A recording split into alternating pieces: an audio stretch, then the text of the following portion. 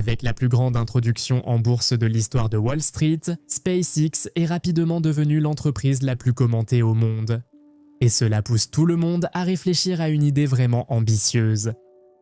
L'avenir de notre économie dans l'espace extra-atmosphérique. Si vous regardez cette chaîne, alors c'est probablement quelque chose dont vous rêvez déjà. Une époque où les gens vivent, travaillent et construisent des choses là-bas, parmi les étoiles. Et toute cette introduction en bourse de SpaceX est notre premier grand pas vers cet objectif. Parce que jusqu'à présent, nos explorations spatiales les plus ambitieuses ont été contrôlées par des programmes spatiaux nationaux utilisant de l'argent public. Et ce n'est pas un modèle de financement fiable. Prenez le programme Artemis par exemple. Faire atterrir un équipage sur la Lune dans cette décennie sera incroyable, mais il n'y a aucun profit à tirer d'une mission comme celle-là. C'est pourquoi seules les plus grandes puissances du monde le font. Ils dépensent des sommes énormes pour gagner de l'influence politique sur la scène mondiale. Mais une fois la course à l'espace gagnée ou perdue, ces mêmes gouvernements ont tendance à perdre tout intérêt. C'est ce qui s'est passé avec Apollo à l'époque et nous ne voulons pas voir cela se reproduire avec Artemis. Nous avons donc besoin d'un financement plus important au-delà des drapeaux et empreintes. C'est la bourse. Le principal administrateur de la NASA, Jared Isaacman, l'a déjà clairement exprimé. Il a déclaré que l'avenir à long terme de l'exploration spatiale ne peut pas être financé uniquement par les contribuables. Ce ne sera pas viable à long terme. La solution qu'il a proposée était que les entreprises doivent trouver quelque chose, soit dans l'espace, soit sur la Lune, qu'elles peuvent rendre rentable. Et c'est là que ça se complique, parce qu'après avoir passé en revue toutes les déclarations financières que SpaceX a publiées avant leur introduction en bourse, j'ai appris quelque chose. En réalité, ils ne gagnent pas d'argent. Ce n'est pas grave pour l'instant, car la valeur de SpaceX ne dépend pas de ses réalisations actuelles. Même si les passionnés de l'espace ont apprécié, Wall Street pense toujours à ce que fera une entreprise dans un avenir proche. Et dans le cas de SpaceX, ils misent sur une économie qui ira sur la Lune, littéralement. Tout cela commence par l'envoi de l'IA en orbite, et c'est le plus grand signe que nous ayons vu jusqu'à présent d'un produit dans l'espace pour lequel les gens sur Terre sont prêts à payer très cher.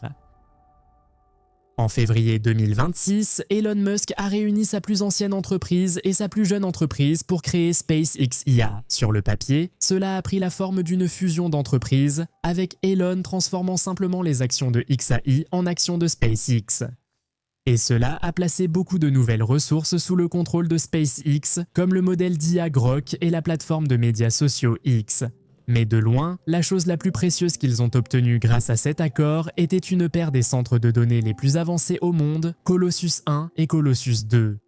Ils ont rapidement mis ces nouveaux atouts à profit. En mai 2026, SpaceX a signé un accord avec le laboratoire d'IA Anthropic, créateur du modèle linguistique Claude, selon lequel SpaceX commencera à louer la puissance de calcul de Colossus 1 à Anthropic, pour un montant de 1,25 milliard de dollars par mois. Selon ces nouvelles données financières, cela représente environ 3 à 4 fois les revenus réels de SpaceX pour le lancement de fusées. C'est même un peu plus que ce qu'ils gagnent avec tout leur réseau Starlink. Et cela provient d'un seul client qui loue un seul centre de données. Google a alors voulu sa part et a offert un autre milliard de dollars par mois pour le même service de location de puissance de calcul. Donc, le potentiel de revenus en développant ce nouveau modèle économique est ahurissant, mais il y a un très gros problème qui l'accompagne. Les centres de données profitent à certains, mais sont un fléau pour presque tout le reste du monde, ce qui concerne la plupart d'entre nous. Nous ne voulons pas de ces choses-là près de chez nous. Alors qu'un Colossus 3 est déjà en construction, la voie vers Colossus 4, 5, 6, ça commence à devenir compliqué. Et SpaceX semble avoir la seule et unique solution à ce problème. Les lancer dans l'espace, naturellement. Tant que les centres de données ne puissent pas notre énergie et nos ressources naturelles ici sur Terre, les gens cesseront probablement de s'en préoccuper. Ce qui laisse SpaceX essentiellement libre d'en fabriquer autant qu'ils le peuvent et de facturer l'utilisation comme ils l'entendent. Donc en théorie, l'IA ouvre la voie à des revenus illimités, mais le chemin à parcourir sera loin d'être facile.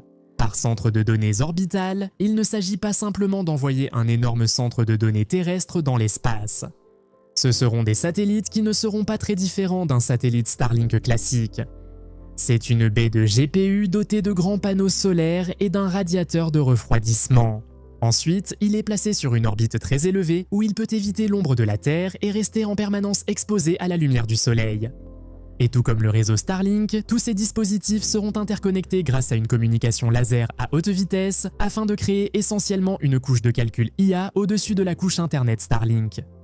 Donc, ce n'est pas terriblement complexe, mais cela restera tout de même beaucoup plus lourd que même le plus grand satellite Starlink. Et c'est là le problème qu'il faudra surmonter. Le Falcon 9 de SpaceX peut actuellement lancer environ 20 satellites Starlink à la fois. Avant, c'était 60, mais l'entreprise utilise maintenant un satellite V2 permettant la communication directe avec les téléphones portables, ce qui est génial mais exige plus d'équipement à bord. Il est donc plus difficile de les mettre en orbite. Il y a un Starlink V3 qui arrive et qui rendra essentiellement l'Internet ultra rapide disponible à tout moment et partout sur Terre, ce qui est aussi très rentable, mais ces satellites sont encore plus grands et plus lourds. SpaceX a donc besoin d'une fusée plus grande et puissante pour les déployer. C'est le Starship. Cette fusée est potentiellement le produit le plus important jamais développé, et c'est parce qu'elle n'est pas seulement très grande et puissante, mais aussi très économique. Deux choses qui, en général, ne vont pas ensemble. Mais dans ce cas, elles doivent aller ensemble. Starlink a besoin de milliers, voire de dizaines de milliers de satellites en orbite pour bien fonctionner. Pour que ce centre de données orbital surpasse les ordinateurs terrestres, il faudra des dizaines de milliers de satellites de plus. Elon Musk a parlé de mettre 1 million de satellites en orbite. C'est là que l'économie entre en jeu. Le Starship doit décoller, déployer sa charge utile dans l'espace, redescendre, être rechargé, puis décoller à nouveau. Cela devrait se produire chaque jour depuis plusieurs sites de lancement partout dans le monde, simultanément. Et en prime, les Starships atterriraient aussi sur la Lune avec des personnes et du matériel à bord pour aider la NASA à construire leur base lunaire Artemis, ce qui est bon pour l'Amérique, mais c'est encore mieux pour SpaceX. C'est là que nous commençons à trouver cette chose insaisissable dont parlait Jared Isaacman, la chose qui permet de rendre le capitalisme possible sur la Lune et de transférer la dépense de la construction d'une ville permanente là-haut du gouvernement à l'industrie commerciale. Encore une fois, tout revient au centre de données, parce que jusqu'à présent, nous n'avons fait que résoudre un problème par un autre problème. Peut-être installe-t-il des centres de données dans l'espace plutôt qu'à côté de chez vous. C'est bien, mais pour développer cette infrastructure orbitale, maintenant nous lançons des centaines de fusées par jour. Et quand il s'agit de l'environnement ou de toute personne qui vit près de l'un de ces sites de lancement, c'est mauvais. C'est pourquoi SpaceX transfère la fabrication de ces centres de données sur la Lune. En développant le Starship en un atterrisseur lunaire et en aidant l'Amérique à marquer un grand point contre la Chine dans la course à la conquête de la Lune, SpaceX pose également les bases de son propre plan directeur. La Lune regorge de métaux, bien plus que vous ne le pensez: fer, titane, aluminium, magnésium. Donc, en exploitant ces ressources lunaires, nous obtenons deux grands avantages. Premièrement, nous n'avons pas à exploiter autant de ressources sur Terre. C'est cool. Nous n'avons pas besoin de fusées pour lancer depuis la Terre, car nous utilisons des matériaux déjà présents dans l'espace. Au final, nous obtenons une usine de satellites à intelligence artificielle sur la Lune. Maintenant, ça paraît vraiment difficile, et ça l'est, mais il y a de vrais avantages à fabriquer des choses dans l'espace, surtout quand il s'agit des technologies les plus avancées que nous possédons. Il y a déjà eu quelques premières expériences de fabrication en orbite à bord de l'ISS. Une petite économie de start-up technologiques s'est développée, couvrant les médicaments, les semi-conducteurs, la fibre optique et l'impression 3D dans l'espace. Et les résultats ont été très prometteurs jusqu'à présent. Dans tous ces scénarios, le processus de fabrication est tellement sensible que même l'attraction gravitationnelle de la Terre suffit à compromettre le produit final. Donc, en termes simples, les choses les plus importantes que nous fabriquons peuvent toutes être améliorées dans l'espace. Maintenant, la Lune n'est pas en apesanteur, mais la gravité y est très faible, seulement environ 1/6 de ce que nous ressentons sur Terre. Donc, lorsque SpaceX construira son usine d'IA sur la Lune en utilisant des ressources extraites de la surface lunaire, ils auront la capacité de fabriquer un centre de données supérieur à tout ce que nous pourrions faire sur Terre. Et puis, comme la Lune a une gravité incroyablement faible, il devient beaucoup plus facile de déplacer ces nouveaux satellites d'IA en orbite terrestre. SpaceX veut construire ceci, un lanceur électromagnétique. C'est un peu comme une voie ferrée qui utilise de puissants aimants pour accélérer des objets à une vitesse vraiment élevée. Dans ce cas, si vous pouvez atteindre une vitesse de 8560 km/h depuis la surface de la Lune, alors vous irez assez vite pour échapper à la gravité et simplement vous envoler dans l'espace. Donc, ironiquement, SpaceX, l'entreprise qui s'est fait un nom grâce aux fusées, va éliminer les fusées de la majorité de ses opérations. Et voici pourquoi ils font cela. Lorsque SpaceX projette son marché total adressable, ce qui correspond essentiellement à la somme de tout l'argent dans le monde auquel ils pourraient potentiellement avoir accès avec leur modèle économique, ils regardent un chiffre de 28,5 000 milliards de dollars. Et 22,7 de ces milliers de milliards, soit environ 80%, devraient provenir des applications d'entreprises, c'est-à-dire d'autres entreprises payant SpaceX pour utiliser les produits et services d'IA de SpaceX. Cela inclurait aussi de nouveaux modèles d'IA que SpaceX développe en interne via leur centre de données en orbite. Avec tout cet argent en poche, c'est à ce moment-là que l'entreprise pourra vraiment s'attaquer à ses projets les plus ambitieux, comme construire une ville autosuffisante sur Mars et étendre la lumière de la conscience humaine vers les étoiles. Ils n'ont pas oublié tout cela, mais ils reconnaissent qu'ils auront besoin de beaucoup plus de ressources pour y parvenir.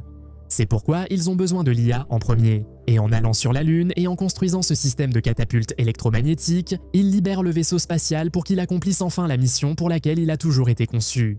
Atterrir sur Mars.